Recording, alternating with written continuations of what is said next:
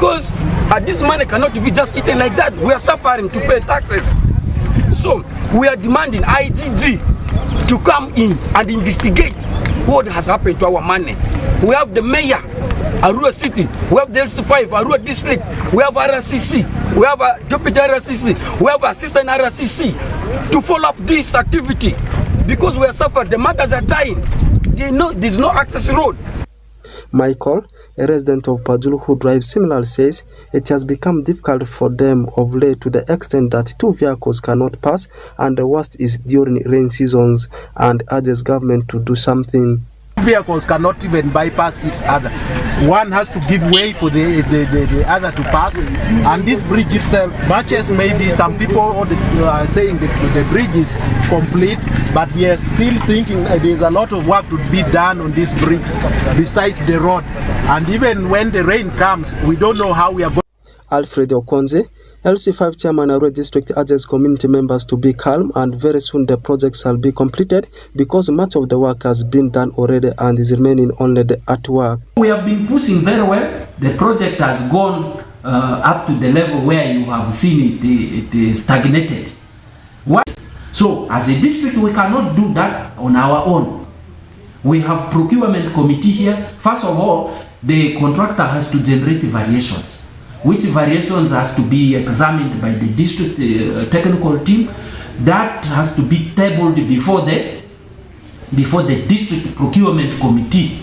Now after the district procurement committee, it has to go from here to permanent secretary, Ministry of Lands, Housing and Urban Development, because this is where the funds are coming from, the main coordinating ministry. So I think the good thing here is that we have gone that far. What is remaining is the earthworks for the vehicles to bring back the Maram. And I have been saying that for us as people, the leader of the people, and also the community members, we want to see that Maram is brought there and the bridge is passable, motorable. That is what we want to see. The rest of the technical bit is the work of the technical team. So we want to see that the bridge is motorable. It must be accessed by the people. People must be walking over the beam.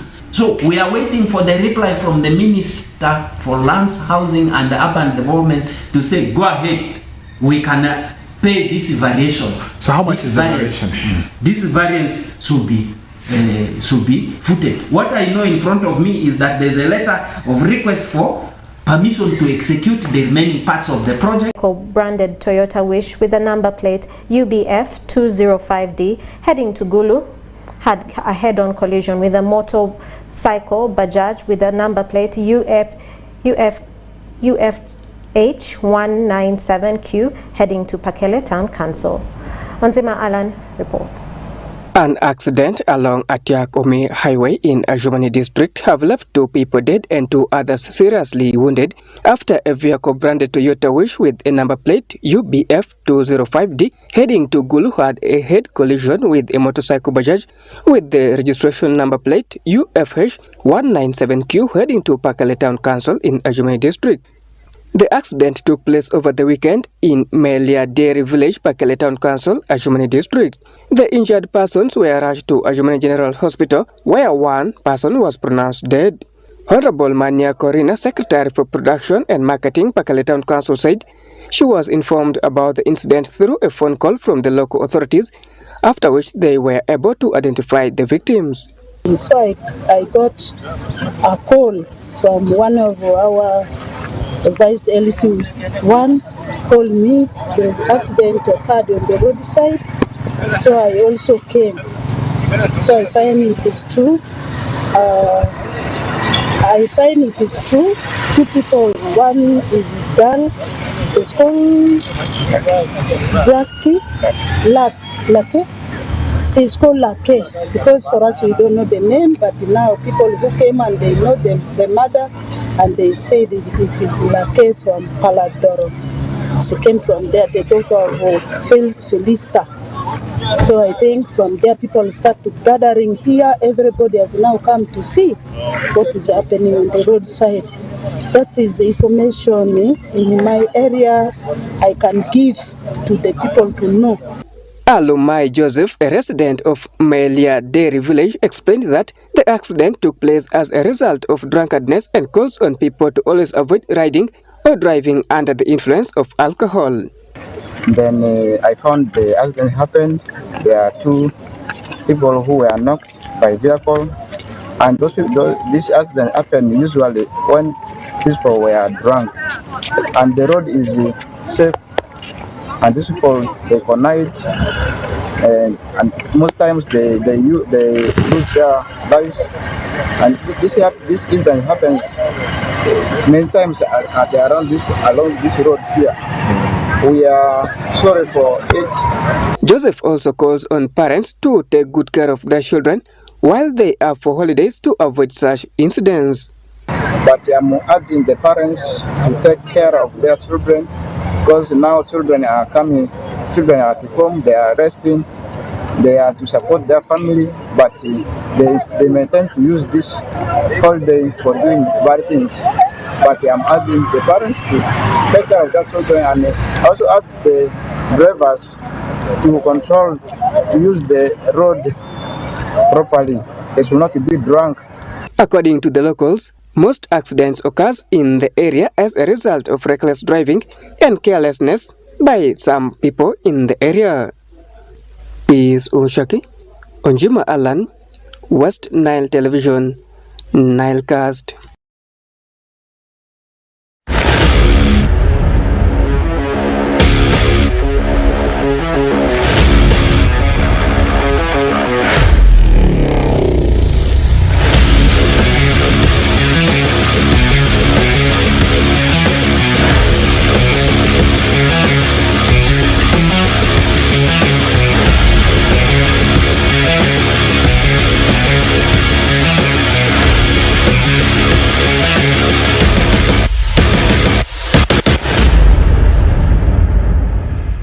A very good evening, viewers. Welcome back from the weekend. My name is Oraku Benson Pastore. It's already a segment of what is making headlines as far as sports is concerned. But before we talk about what continues to transpire in Europe, more especially in English Premier League, in the department of the title race, let's first take a look at what is happening within the nation and also within the region of West Nile. I can confirm to you, teams right now are for massive preparation ahead of the regional league playoffs.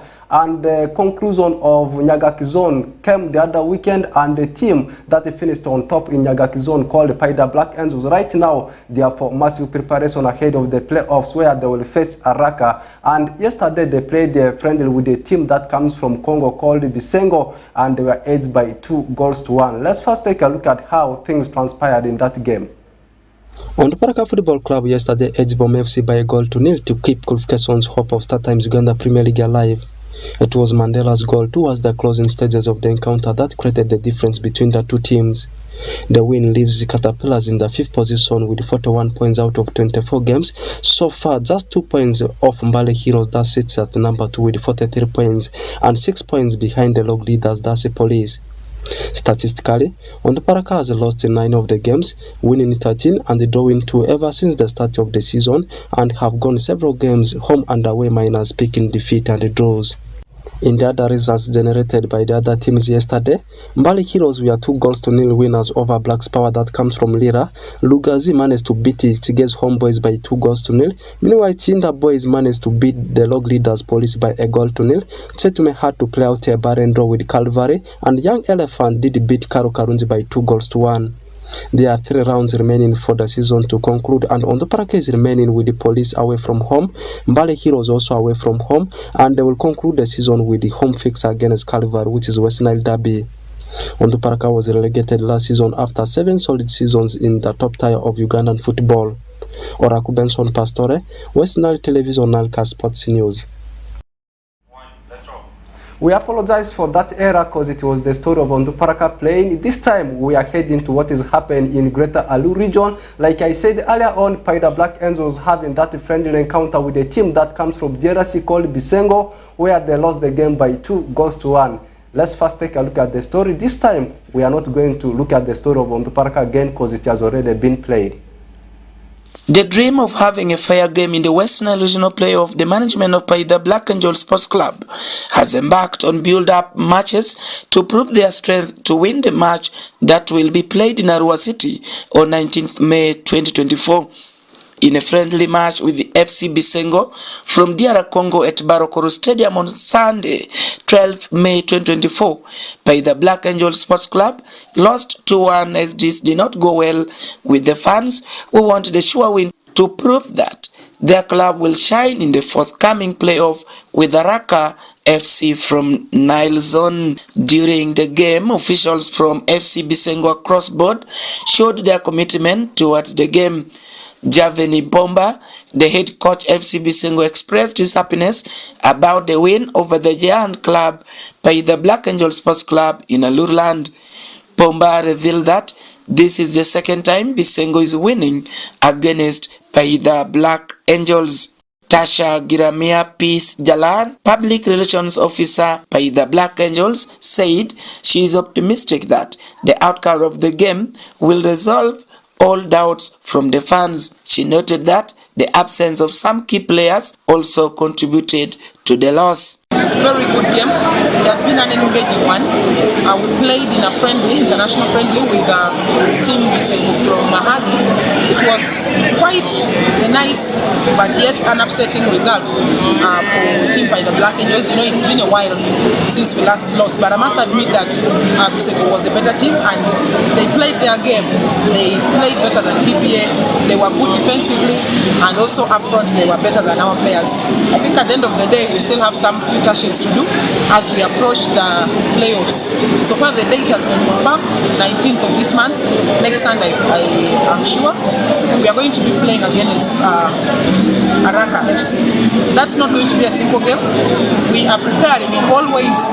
Our technical team is getting back to the drawing board. Though it has been a friendly game, at least it has exposed a few things here and there. So our technical team is going to get down to work. Our players have committed themselves into serious training, which we have been seeing at the beginning of this week. Next week, the same story will begin from where it has stopped. Meanwhile, Daisy Birinho, former president by the Black Angel Sports Club, added that they are for pre-match preparations to determine their success in the playoff with Araka FC. Birinho urged all well-wishers to contribute massively for the upkeep of players so that they excel in the game. What I can only advise people that we should focus hard because we have a tough game ahead of us. But when we cooperate with our fans and players, like motivating our players, I know all will do well because it's not a delay. Left with like 5 to 6 days, I think. But today's game, I want to assure our fans that most of our players were not there. They didn't play, they were around, but they didn't play. Actually, we are preparing them for the playoff. So they should have hope that we can make it.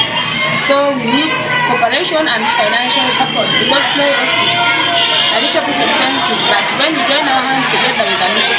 This is what I can. The Black Angel Sports Club was established in 1979 and progressed to Big League, Uganda Premier League, and later relegated to Regional League. Lately, with the leadership of Mr. Jakon Robert as their new president of the club, the enrollment of fans increased from 2,268 to 4,824 from 2020 to date. Alfred Jawok, West Nile TV, Nile Cast.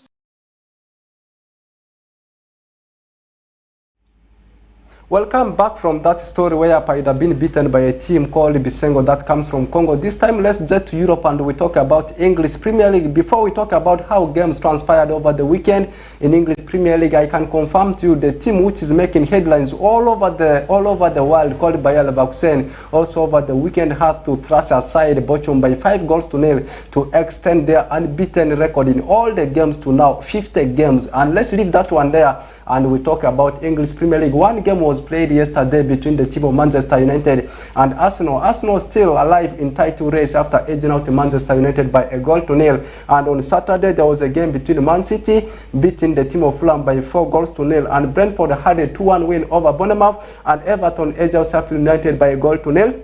Brighton sharing the spoil with Newcastle. It ended 1-1, and there was a 2-1 win for the team of Spurs over Burnley, and we saw West Ham beating Luton Town by 3-1, and Crystal Palace was away to Wolves and managed to pick the 3 points by beating them by 3-1, and we saw Nottingham Forest being edged by Chelsea 3-2, and there was a game, as I said yesterday, between Man U up against Arsenal, which ended in favor of Arsenal 1-0. Still one game to be played tonight in Monday Night Football of English Premier League, as Liverpool will be leaving Anfield and they take a trip to Villa Park as they take on Aston Villa, and a win for Aston Villa up against Liverpool will seal them the slot in English Premier League top 4. Right now the team which is leading the table is the team of Arsenal. They are having something of around 89 points, being followed closely by Manchester City, and teams that have already been relegated are teams these teams are Sheffield United, Burnley, and it's remaining Luton Town.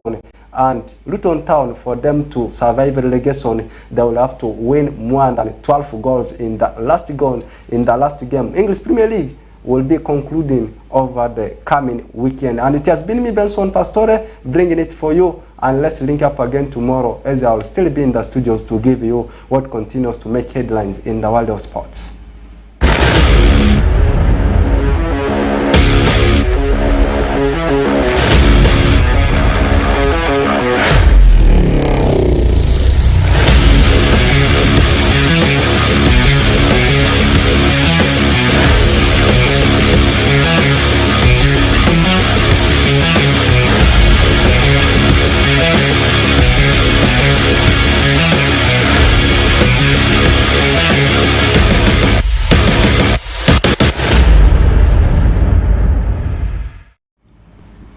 Thank you, Rocco Benson Pastore, for that sports news and that sports highlight. That, viewer, marks the end of the NILE Cast only on West Nile Television. Thank you always, viewers, for taking the time to be with us from the beginning of the NILE Cast to the end of the NILE Cast only on West Nile Television. Please stay tuned to the rest of the subsequent programs that may follow.